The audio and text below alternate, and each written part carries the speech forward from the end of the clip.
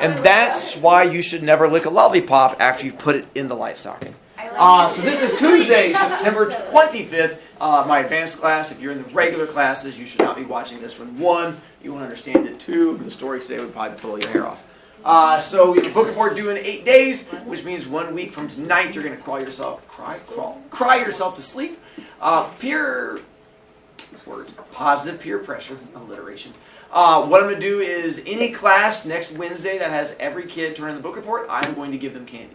First time I've ever tried this before. We're going to see if it's going to be an epic success or epic fail. If one kid does not turn it in, then no one in the class gets candy. And everyone will know it is you. So you have that as your additional pressure on top of things. And we also have the story coming up for Friday's quiz, so you can go ahead and read that. Before I forget, because this is going to play, this is a big role in our story. Once again, what is foreshadowing?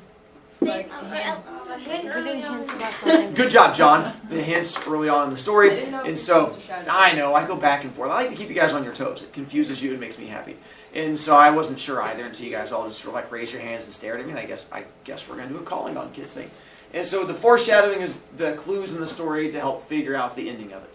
Remember when we did the story Locker Junkie and you guys got all upset with me because it's like ended right there in the middle of a conversation? Yeah. Remember when we did the story Landlady and it ended like right in the middle of a conversation? Wait, what? Now, the good thing is this one, it does end in the middle of a conversation. But here's where expert teaching comes in. There's foreshadowing clues all throughout the story. Does it have an ending? Absolutely. Are you going to figure out the ending? Absolutely. If you read ahead to the ending, will it make sense? No. Not even a little bit. Because it's going to be literally in the middle of a conversation. Because even not reading the end, we're going to read the whole story. And you're going to go, Miss Brovicast, you lied to me. This does not make any sense. And then I'm going to open up this little thing in front of you and go, foreshadowing. And you're going to go, oh my God! And like your hair just going to go flying back right there in that moment. It's going to be a beautiful, wonderful moment. I look forward to the story because the fun... Remember when I told you the stories just keep going up? Yeah. We're getting up towards the top of that in the story mountain. What do you call the thing that's at the yeah. We're getting up there. And then we have, then we're going to go down a little bit, and then we're going to shoot back up again, and then we're going to take a test. It's going to be great. All right. With our story, The Landlady, getting into it here, I've got a whole bunch of pictures I'm going to be showing you as we go through it. No, that's not. Because it talks about a guy wearing a brown trilby hat. Which I'm guessing you guys probably aren't sporting all that often. And so I'm going to show you a picture of it as we get into it. The story, figuring out, once again, at the beginning of it, in Story Mountain, what's the first part of the Story Mountain? The boring beginning, exposition. Luckily, this one, it looks like exposition, except the fact that our exposition is chock full of a whole bunch of foreshadowing clues. Plus, there's another thing going on that I have faith in you picking up, but I don't want to give stuff away yet. I just have faith that at some point you'll be like, I'll be like, oh yeah, and we'll have this weird little awkward conversation thing. But you're going to have to figure out characters and setting as we get through our exposition. Kevin? Can we can we write on something? Absolutely, I highly recommend it. Yeah, you're more than welcome to write on. That's why I gave you the paper one as opposed to last year with the digital copies when kids kept writing on their iPads and like, I really like it. So now I give you paper version to make things better. Dole? Since it says that we're from London, can you talk in British accent? No. Thank you. I know. No, it's annoying. Apparently it annoys cuss, and no one wants an annoyed cuss. I want to annoy cuss. Wow. They're angry He when wants you me to die from laughing, so I think we can make him. Billy Weaver had traveled down from London on the slow afternoon train with a change at Reading on the way. And by the time he got to Bath, it was about 9 o'clock in the evening, and the moon was coming out of a clear, starry sky over the houses opposite the station entrance. But the air was deadly cold, and the wind was like a flat blade of ice on his cheeks. "Excuse me," he said, "but is there a fairly cheap hotel not too far away from here?" "Try the Bell and Drive," the porter answered, pointing down the road. "They might take you in. It's about a quarter of a mile along on the other side." Billy thanked him and picked up his suitcase and set out to walk the quarter mile to the Bell and Dragon. He'd never been to Bath before. He didn't know anyone who lived there. But Mr. Greenslade at the head office in London had told him it was a splendid city. "Find your own lodgings," he had said, "and then go along and report to the branch manager as soon as you've got yourself settled." Billy was 17 years old, He was wearing a navy blue overcoat, a new brown trilby hat, and a new brown suit, and he was feeling fine. He walked briskly down the street. He was trying to do everything briskly these days. Briskness, he had decided, was the one common characteristic of all successful businessmen. The big shots up at head office were absolutely, fantastically brisk all the time. They were amazing.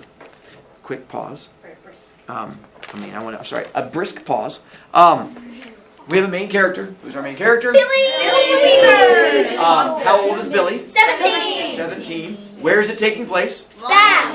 Nice. Near, is it in London? No, near. It's Bath. Not in London. We're near London in a town called Bath. And so, yeah, England has some really interesting town names. They have a town named Reading and a town named Bath, and that's what we're coming up to. But this was taking place in this little town named Bath. Ooh, what time of day is it? 9 o'clock at night. And we can also kind of tell what time of year. Winter. Why do you say winter? Cold. Because you have the coldness, the winter, 9 o'clock at night.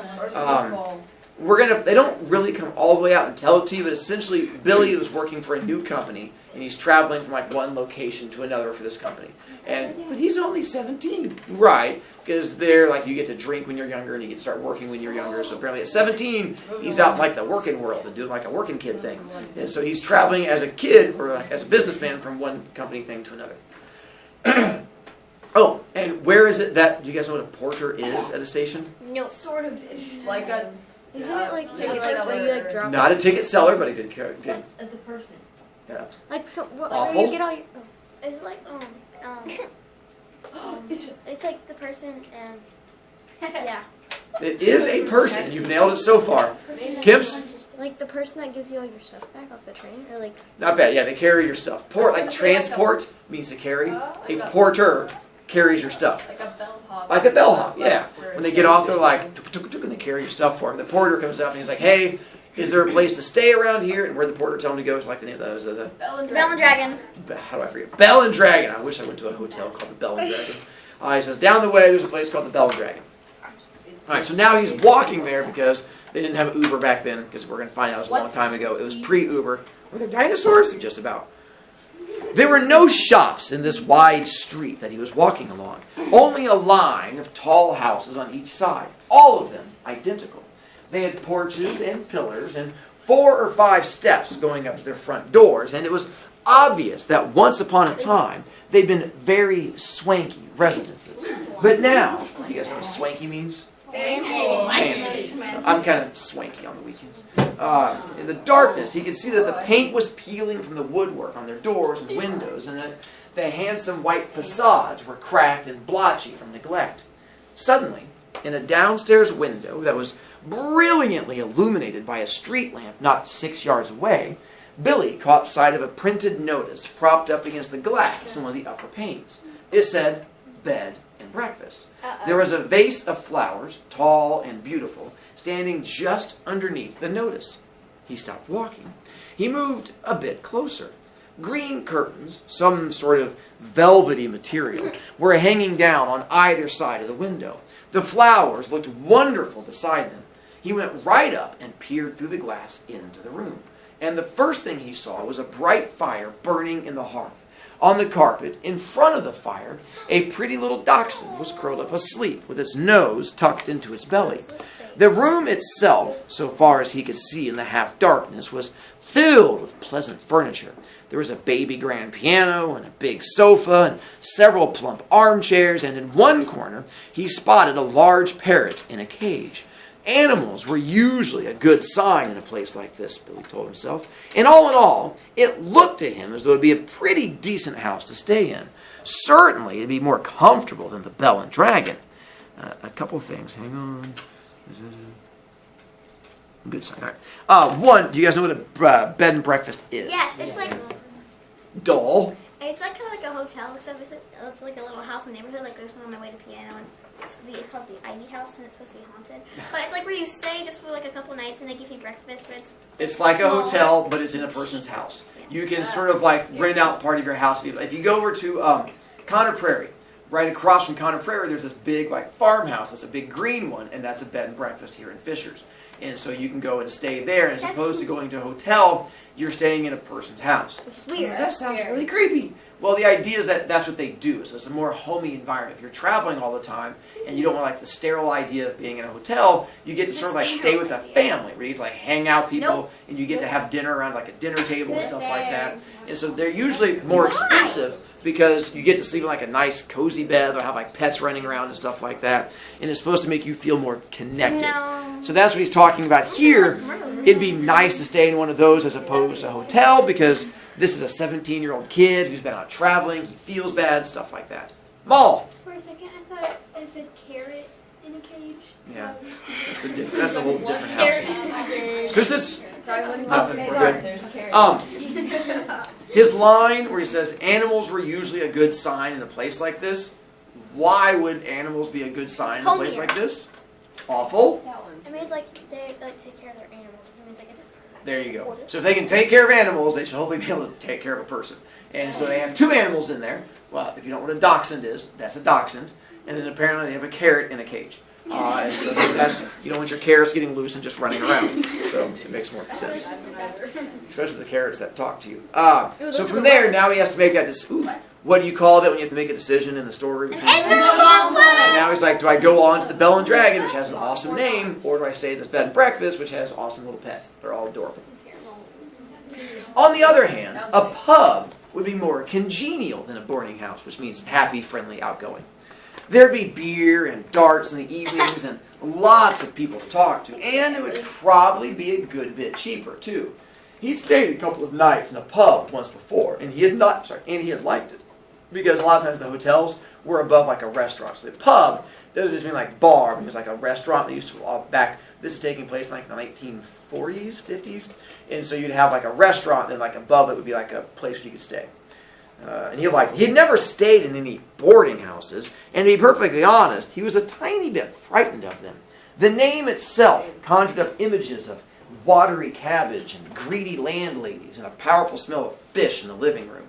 After dithering about like this in the cold for 2 or 3 minutes, Billy decided that he'd walk on and take a look at the Bell and Dragon before making up his mind. He turned to go. And now a queer thing happened to him. He was in the act of stepping back and turning away from the window when all at once his eye was caught and held in the most peculiar manner by the small notice that was there. Bed and breakfast. It said bed and breakfast. Bed and breakfast. Each word was like a large black eye staring at him through the glass, holding him, compelling him, forcing him to stay where he was and not to walk away from that house. And the next thing he knew, he was actually moving across from the window to the front door of the house, climbing the steps that led up to it, reaching for the bell. He pressed the bell. Far away in a back room, he heard it ringing. And then at once, it must have been at once, because he hadn't even had time to take his finger from the bell button, the door swung open, and a woman was standing there. Normally, you ring the bell, and you have at least a half-minute's wait before the door opens. But this dame was like a jack-in-the-box. He pressed the bell, and out she popped. It made him jump. She was about 45 or 50 years old, and the moment she saw him, she gave him a warm, welcoming smile. Pause for a moment. So, he had this internal conflict. Which decision did he go with? He's going to try this. He's like, I'll try the Bell and Dragon, but then instead of going to the Bell and Dragon, what's he do? Goes to the bed and breakfast. And so what makes him go up there? He's forced to. Why? Spirit. We don't know something. He's like, he feels compelled to do it. And he's like, I'll give it a try. And he goes up and he rings the doorbell. And what happens when he rings the doorbell? And that's what freaks him out. He says, normally you ring the doorbell, you have to sit there and wait. You're like, what's going on? But here he's like, ding! It's just like, poof, and it pops out like, dog! He's like, ah! And he jumps back because apparently the lady was waiting right on the other side of it. Creepy. And so we don't know much about her yet, except I will tell you this because I discovered it last year and it made me really sad. I've done this story for years because I really like the story. And for the longest time, it's always been this old lady in the story, and I've always talked about this old lady. Last year, I realized the lady in the story's only a couple years older than I am right now. So no longer is she an old lady. She's just a lady because things have changed. because I'm not old. So she's no longer old lady, she's just lady, because that makes things better. Until we get farther into the story, and like, Mr. Brovicast, things are getting odd. And I'm like, well, it makes sense. Nate?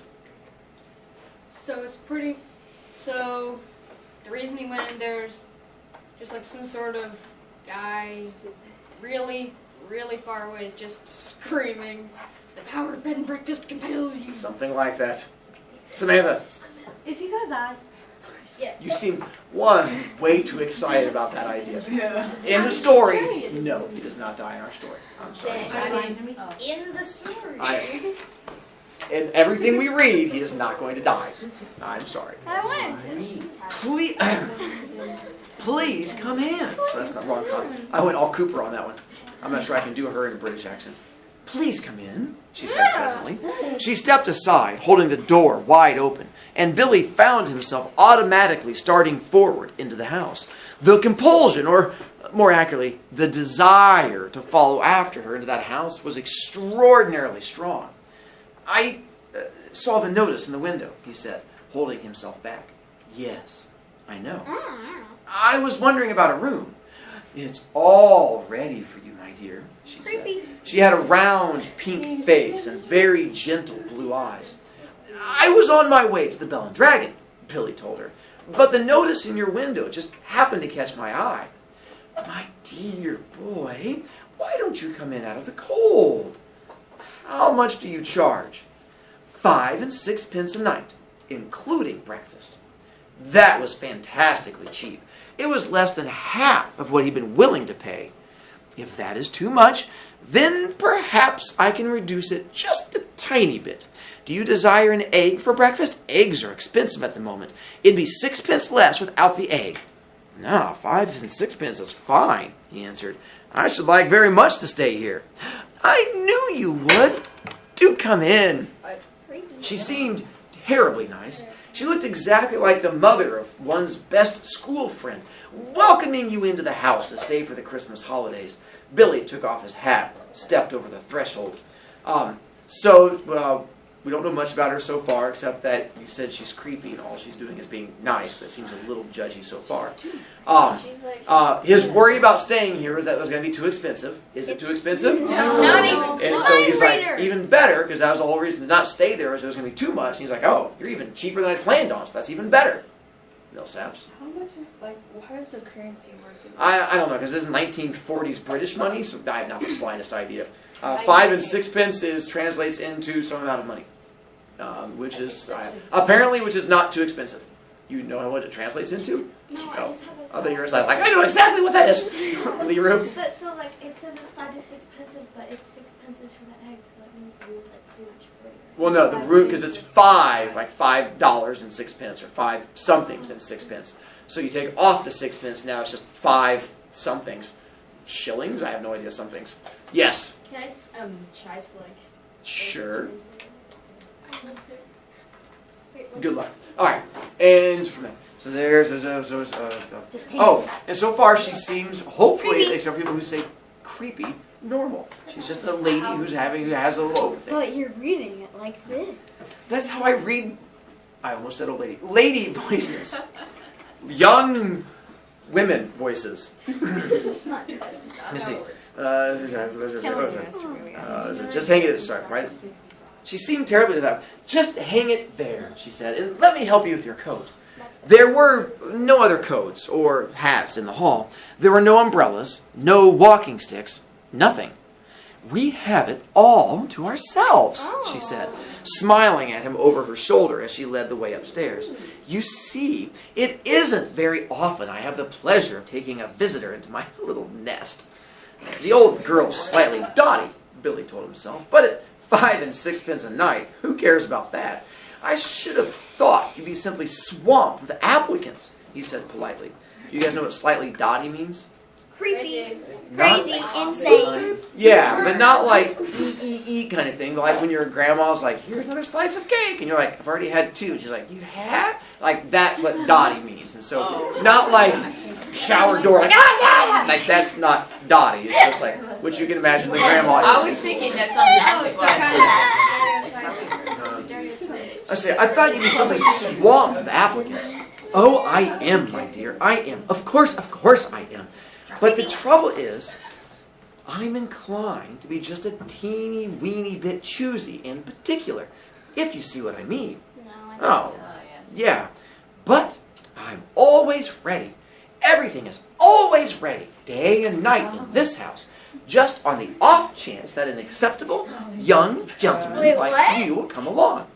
And it is such a pleasure, my dear, such a very great pleasure, when now and again I open the door and I see someone standing there who is just exactly right.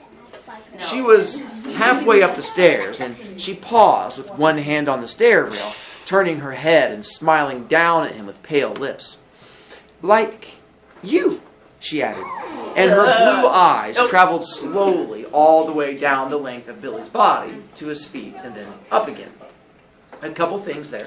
Before you guys get all attacky for a moment. See, on the off chance, there, she says, we do have people who come in. Oh, it's not the sexist thing when she says she's waiting for a guy to come. It's because during this time period, women didn't travel. It was the sexist part of the world. Because in the 1940s, so that's why she said, I'm like waiting for a gentleman to come along. It's because women didn't travel. It just wasn't a thing. So don't get all alerted on that. I will say, for those of you who are jumping to the creepy thing, she does do a little bit creepy thing there on the stairs. As she's walking up the stairs, she's like, oh, is it the... I've been waiting for someone perfect, exactly right, just like you. And she gives him the whole... and then it keeps going. So... What is she looking it at? might feel a little creepy, but like I said, she's just a little on the dotty side. You know how old women are. I knew that to an offense. Emerton? Okay, so if it was in 1940, it's basically as much as like $129 is now. Wow. Wait, If what? it was like in 1949 or 1950, it would have been like $77. Wow, that still seems like a lot. There you go. Maybe he's rich. There. On the first floor landing, she said to him, "This floor is mine." They climbed up a second flight, and this one is all yours. Here's your room. Now, I do hope you'll like it. She took him into a small but charming front bedroom, switching on the light as she went in. The morning sun comes right in the window, Mr. Perkins. It is Mr. Perkins, isn't it? No, Whoops. it's Weaver. Mr. Weaver, how nice!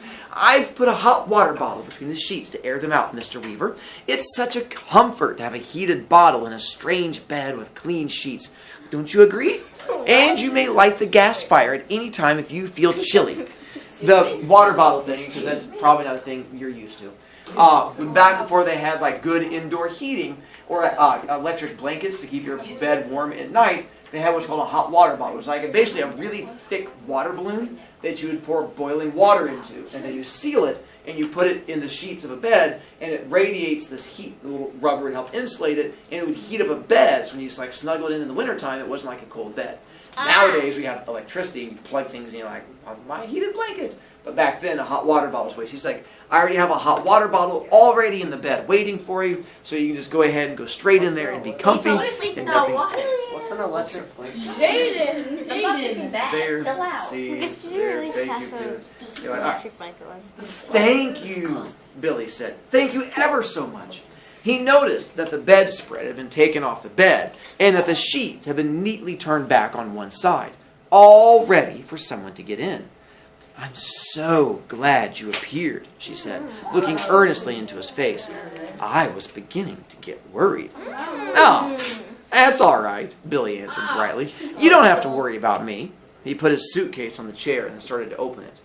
And what about supper, my dear? Did you manage to get anything to eat before you came here? Don't eat the food. Oh, I'm not a bit hungry. Thank you, he said. I think I'll just go to bed as soon as possible, because tomorrow I've got to get up rather early and report to the office. Okay, very well then. I'll leave you now so that you can unpack. But before you go to bed, would you be kind enough to pop into the sitting room on the ground floor and sign the book? Everyone has to do that because it's the law of the land. And we don't want to go breaking any laws at this stage in the proceedings, do we? She gave him a little wave of the hand and then went quickly out of the room and closed the door. The signing of the book a reference that, once again, I'm not sure it's a reference you'll pick She up. can, like, keep track of her people. Yeah, for legal reasons, because you have to pay taxes and stuff like that, you have like a register. Anytime any hotel does that, even ones today. So if you stay at a place, you have to sign a book that says like, hey, I was here. She's like, so make sure you go down and sign the book, because if not, then it's like considered off the books, which then makes it illegal, because not like you pay her, she doesn't pay taxes on it, and that's kind of shady. So she's like, so we don't want to go breaking any laws, because that'd be bad. Yes. The contract. She wants him to sign the book of kidnapping. It's not, what? No, it's just signing the, holy cow. Once again, he does not die in our story. Yes, I said it! Yeah, he doesn't die. He gets taken. Yeah, He's going to die! Now, the fact that his landlady appeared to be slightly off her rocker didn't worry Billy in the least. After all, she was not only harmless, there was no question about that, but she was also quite obviously a kind and generous soul. He guessed that she had probably lost a son in the war or something like that, and had never gotten over it. Whatever. Do you know what war they'd be referring to? World War II. Next. So that's why he's like, she's a little off her rocker. You guys want to offer another idiom? Crazy! Alright, so done. Once again, like grandma, not stabby crazy, just grandma third piece of cake crazy. He's like, she probably lost a son because, she's so young at the age that she is. So, a few minutes later, after unpacking his suitcase and washing his hands, and we haven't even gotten to the fun part of the story yet. Can we read the rest of it? You could, but it's not going to make any sense to you until tomorrow. So I would just wait and experience it. And once again, I will swear to you on a stack of babies, our character does not die. You guys don't care about babies, though. That's I don't